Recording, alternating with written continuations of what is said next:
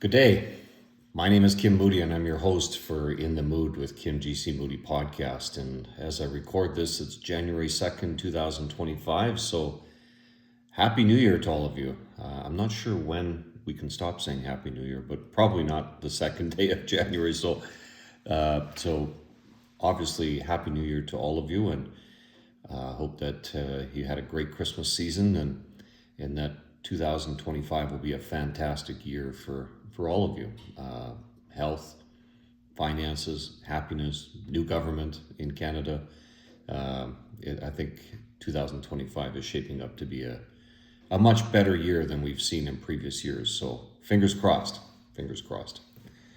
So what do I want to talk about today? Well, I want to talk about the capital gains inclusion rate increase and the status that it presently has as I record this on January 2nd. And it's been quite a ride since it was first proposed in the federal budget of April 16th, 2024. And for those of you that need a reminder on what was proposed, I'll just quickly do that because I don't think many of you who are watching this probably need that reminder, but maybe some of you do. And so capital gains have long been taxed at a lower inclusion rate in Canada. And that was first proposed in 1972, January 1, 1972. And it was a bit of a compromise in terms of how to tax capital gains, because prior to that date, capital gains were not taxed in Canada. And so on January 1, 1972, it was just arbitrarily 50% of any realized capital gain or deemed realized capital gain would be included in your income. And that carried on until the mid 1980s, and the inclusion rate went up a couple times from 2/3 to 3/4, and it stayed that way until year 2000. And there's a little bit of more history in between, but for purpose of this podcast, I'll just ignore it. And so in year 2000, we had a decline back down to the 50% inclusion rate. So it started at 75% January 1 of 2000, and we had a decline to 2/3 early in the year, February, if I recall correctly off the top of my head. And then in October of 2000, we had it back down to 50%. And it stayed that way for the last 24 years. And then in the April budget, it was proposed to be increased to 2/3, but not like it has been in previous years. Instead, it was the first $250,000 for individuals and certain trusts would be continued to be at the 50% inclusion rate. And then anything in addition to that would be at 2/3. And corporations, because they're just so bloody evil, and most trusts as well, and of course I'm saying that sarcastically, would be at the 2/3 inclusion rate at the first dollar of capital gains realized or deemed realized. And all this was scheduled to apply on June the 25th, 2024, so about 10 weeks from the announcement date. And and then we had the bit of chaos in terms of waiting for the draft legislation, finally released 2 weeks prior to June the 25th, the implementation date. And it was incomplete, and it had some errors, and so just tons of chaos, because how, as a professional advisor, are you able to advise on technical matters on what to do with respect to the pending increase? And then fast forward to August 12th, the government had promised that they would release a second round of draft legislation by the end of July. Well, they missed that deadline by roughly a couple weeks. So in mid-August, they released the second round, and again, complicated as heck. And then in September of 24, all this stuff was released into a Notice of Ways and Means motion, so it signaled the government's intent to actually put all this material into a bill. But since September, nothing. There's been no bill.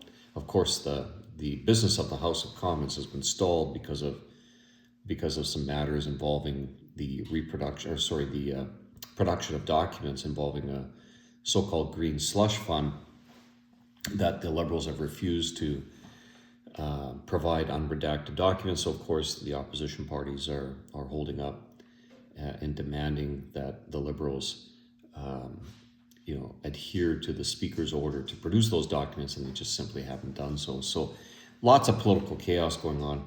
And then, of course, for those of you who have been following this story, we had the fall economic statement that normally is released in November of every year. Well, it wasn't released. And finally, after being pushed, then Finance Minister Chrystia Freeland said, okay, yeah, we'll release it on December the 16th. But then in the morning of December 16th, I just finished my workout and was getting home to, jump in the shower and get ready for the day. And all of a sudden I see breaking news that Chrystia Freeland had resigned. And so it was a bit of a chaotic day in terms of would we see the economic statement released and what was going to happen. Are we going to see Trudeau resign, et cetera, et cetera. Well, the fall economic statement was eventually released later that day, but it was just tabled. It wasn't presented by the new finance minister, Dominic LeBlanc. And then the House recessed the next day. It had its last sitting day on December the 17th, and today on January 2nd, the House hasn't been sitting for a couple of weeks now. And it's scheduled to reconvene the House of Commons on January the 27th, so a few weeks from now. But highly doubtful that that's likely going to happen. And why? Well, because the Liberal Party, the governing party, is in complete chaos at the moment. Lots of drama as to whether or not, Prime Minister Justin Trudeau will resign, which, I don't shy away from showing my politics. For those of you who know that, I think the Liberal Party and under the leadership of Justin Trudeau is pathetic. And especially the people that guide him behind the scenes are even more pathetic in terms of their leadership. Good politicians, obviously, but because they've lasted a long time. But that doesn't equate to good leadership for all Canadians, and certainly for economic and taxation matters. So, and I could talk lots and lots about that, but I won't, because I want to get to the point of today's podcast. But I think what likely is going to happen, if you can believe the pundits, is that the government will ask the Governor General to prorogue Parliament, which basically means suspend Parliament, so it will not convene on January the 27th, and then combine that with Justin's resignation, and the Liberals will be holding a leadership review to pick a new leader. Not sure who would want to lead that party. Especially after the polling results. There was a poll released, I think it was yesterday or the day before, by, I think it was Angus Reid, very credible polling outfit that said that, the Liberals are now polling nationally at 16%. And when you translate that into seat counts, it looks like they'd only get 6 seats, which is below official party status. So they're in for, if this holds, which I tend to think it might, I think the Liberal Party is into oblivion territory. And so what's all to happen? Well, all this means for the capital gains stuff is that it's all going to be in suspension until the House convenes and either introduces a bill to pass the capital gains stuff and make it law. But given the political chaos, and certainly given the likelihood that this government is going to fall at some point, even if there is a prorogation of Parliament, eventually Parliament will be reconvened. Let's say it reconvenes in the spring. I have to think that the opposition parties would gang up on the Liberals and call a non-confidence motion and force an election. That would be my guess. But of course, in politics and crystal balls, they they don't mix very well sometimes. So, let's see what my comments have. If my predictions have. Fast forward about a month from now and see what happens. But all to say, I'm pretty confident that these capital gains proposals are on life support, and very high likelihood that they're not going to get passed into law. And so what does that mean?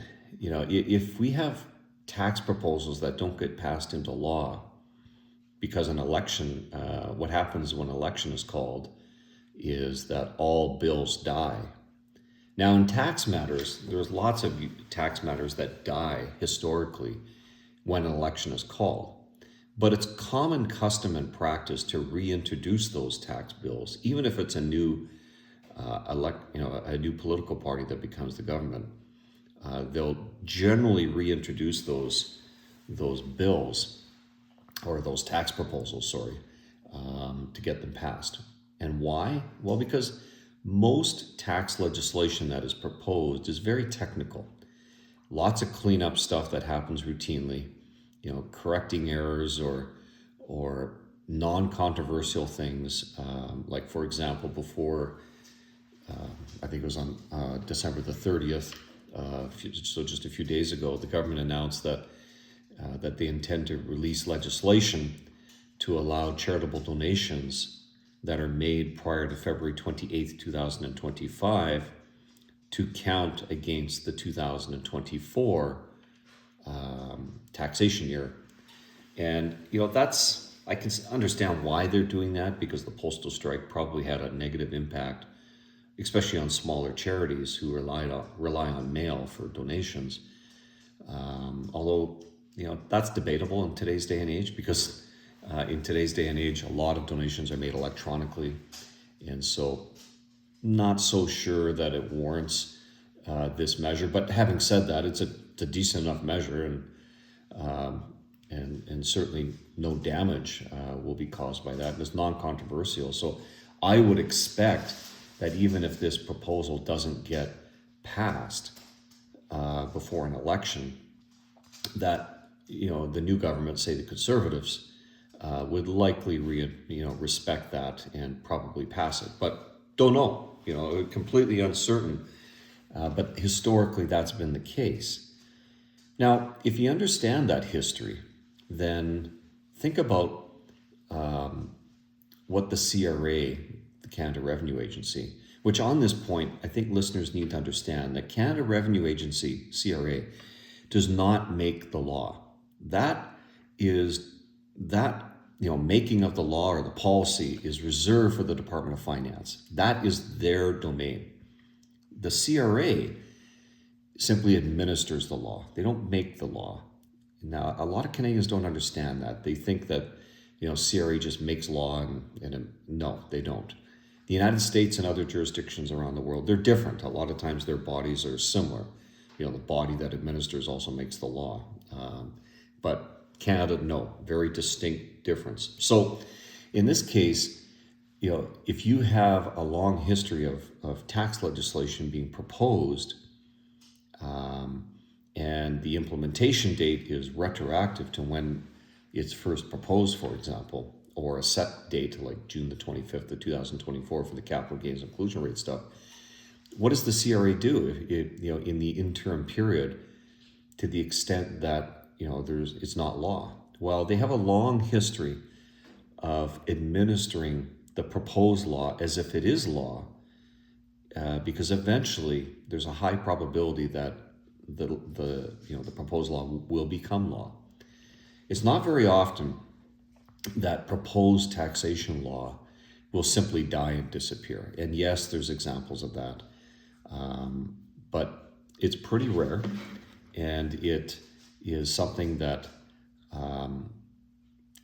generally is not very impactful. In other words, it's not broad-based. But in this case, for example, the capital gains proposals is very broad-based. It's not a technical fix, if you want to call it that. It's very broad sweeping, and despite the government's horrible messaging, which I won't get into much today because I've written lots about this, where they say that it's only going to impact 0.13% of individuals. Total garbage. This proposal is broad sweeping and has lots and lots of impact. And so if this capital gains proposal dies, will it be reintroduced by a new government, say the Conservatives? Well, I think we know the answer, and the answer is no. Pierre Poilievre, the leader of the Conservative Party, is on record numerous times saying that they don't support the material, or the proposals, and that they would not, they wouldn't do anything about it. To the extent that it's not that they wouldn't do anything about it, it's just that they're not going to, support it if it dies. And so I think there's a high probability that if the capital gains inclusion rate proposals disappear as a result of an election, that they're permanently dead. And is that common in taxation law in Canada? No, that's not very common. And yes, for the tax geeks that are listening, there are some examples historically, but more often than not, we have the other examples where an election is called, the tax legislation dies, if it's in a bill, for example, or just like the capital gains proposals, just they're in proposal stage and that's it. But what does the CRA do? Because they have this long-standing historical practice to administer proposed taxation law as if it will get passed. And again, I support that. I think that makes sense because over 90% of the time you will get the taxation law being passed. But to repeat myself, it's not very often where you have a controversial tax proposal that's broad sweeping that will die if an election is called, and high probability it doesn't get reintroduced. And so the reason why this is a bit controversial is because the CRA, before Christmas, was on record in a Globe and Mail article that said that the CRA, there's a spokesman from the CRA that said that their long-standing practice is to administer proposed taxation law. I agree with that. But if an election is called, they will continue to administer the capital gains proposals. And all of a sudden, when I read that, my alarm bells went off. And but the only exception would be if the election was called as a result of a non-confidence motion with respect to these proposals themselves. Now, I understand where that's coming from. The CRA is taking a very, assuming that they stand by that statement that was replicated in the Globe and Mail, and then I subsequently wrote about as well in a Financial Post article at the end of December. I understand the technical approach that they're taking and the historical relevance of that approach. But the point I made in the article that I wrote was, CRA, you need to wake up here. You need to understand that no. You can't just take a one-size-fits-all approach to administering taxation law on proposed measures. You have to ultimately look at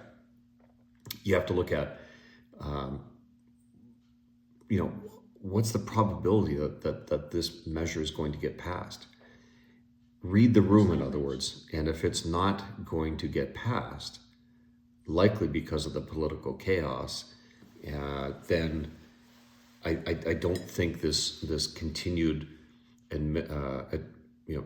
administering the proposed capital gains inclusion rate makes any sense whatsoever. The reason that CRA tends to administer proposed taxation law on this is they want Canadians to make sure that they're not going to expose themselves to interest and penalties to the extent that ultimately the measures do become law and they've underpaid, for example. And I get that, right? That makes sense to me. But in this case, no. If the CRA wants to continue administering the capital gains proposal as if it is law, with a high probability that it will not become law, all in a measure to make sure that Canadians are protected from interest and penalties on underpaid tax. That's a good objective, by the way. That doesn't make sense to me, because I would put these proposals probably with about 90, and again, this is, Kim being the prognosticator here, probably 95, 98% probability that these measures end up in the garbage bin, which is where they belong, frankly. But there is always that possibility that they do get passed. And if they do get passed, then the CRA is going to look like they were heroes. In other words, that they're right. Again, to repeat myself for the third or fourth time here, no, I don't think that's right in this. The private advice that I'm giving to clients is, hey, listen, like I normally do, say that you should act on proposed legislation as if it is. But in this case, there's always a risk that if you don't follow the measure, the proposals, because of the political chaos, because they likely are going to go into the garbage bin, there's always that risk that no, they do get passed, and then you will owe that tax and will owe that interest and penalties. And so that's the risk. I think the risk is low though, and that's why today on January the 2nd, the private advice I'm giving is, I just don't think it makes a lot of sense. So don't, if you want to shell out your money, to mitigate that possible risk, go ahead. The challenge though, of course, is going to be if the measures do end up dying permanently, then you're going to have to amend your tax returns and get that money back. And if you have any experience trying to get money back and the whole amendment process, it's frustrating and it's slow.